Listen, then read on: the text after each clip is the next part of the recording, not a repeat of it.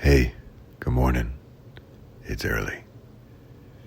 How do you get to a supernatural state?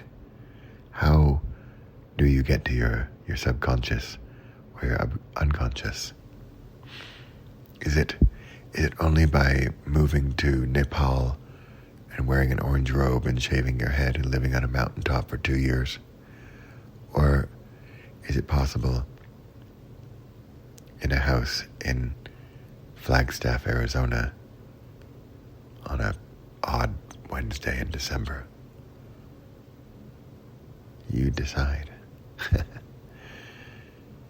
I wrote a book called Every Single Day. It applies to many things, even spirituality. In fact, especially spirituality. These mystical experiences, one of which I just had, don't come around only when you're in that, how can we put this, sort of expected state when you do the, weekend meditation retreat or the 10-day workshop. They can, and they do, and they will.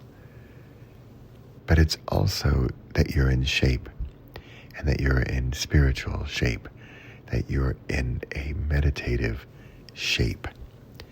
And just like running a marathon, you don't just run a marathon out of the blue and it goes well. I mean, I guess you could run a marathon out of the blue, but you're probably going to hurt yourself and be in pain for days, if not weeks, and possibly even have some permanent damage. Whereas if you train and build up to a certain point where you're, again, in shape, then the marathon is easier. In fact, I remember my dad would run, I think he ran like a full marathon the week before or something, the actual marathon. So he really did. He ran the full distance. What is it, 26.2 miles?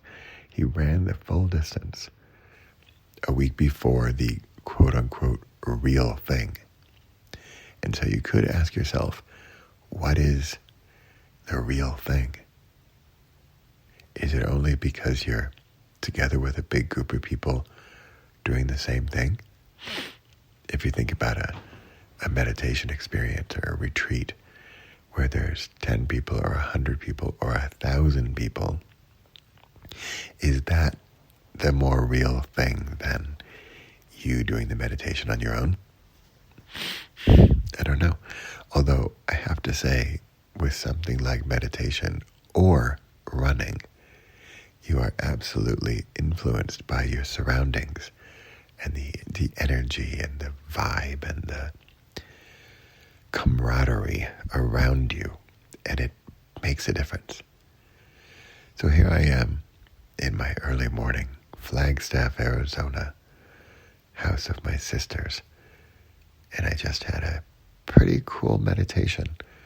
If I remember, and you can ask me in the comments, if I forget, I'll try to put the link to the exact meditation I did. It was 41 minutes. And if you think, I don't have 41 minutes, well, I made 41 minutes. I got up a little earlier. I didn't start my day in the traditional sense, because this is actually the traditional sense of my day. I start every single day with meditation. And in fact, I will leave you with that on the secret to finding spirituality, to finding that level of enchantment, that level of enlightenment. And I think it comes through daily practice. Whether it's 1 minute or 17 minutes or 41 minutes, the actual amount of time matters less. It's that you're doing it, that you're in shape, and that I just went back to, I'm not going to get into details. There was a kid in like Keds tennis shoes for some reason, and in his name were the letters E and H and E and a R, maybe an M. I couldn't get his name really clearly. He had something in his hand, and his hand was a stone, but it turned into a diamond. And in fact, he sort of twisted the top off of the diamond like a cologne bottle into something was inside. So if you think about this, which is kind of fun, then he had a stone, which eventually became a diamond, which wasn't only just a pretty rock, but it had something inside if you knew how to open it. So I'll leave you with that little gem, pun intended, a little gem of spiritual wisdom for this fine Wednesday morning.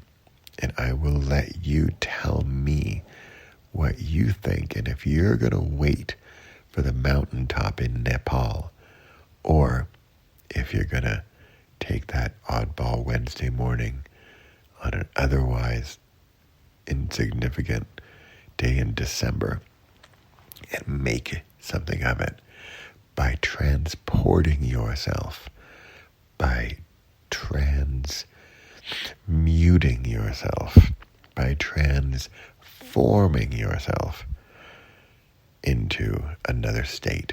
And how do you do that? By closing your eyes and allowing yourself to enter into another realm, another dimension that we all have access to. There you have it. So what is the real state? What can we achieve? And how do we get there? And is it a daily thing, or do you have to go to Nepal? Signing off from Flagstaff, Arizona. This is Bradley Charbonneau, the Re486 podcast and YouTube channel. Leave a comment if this resonated with you. Thanks for watching or listening. Bye for now.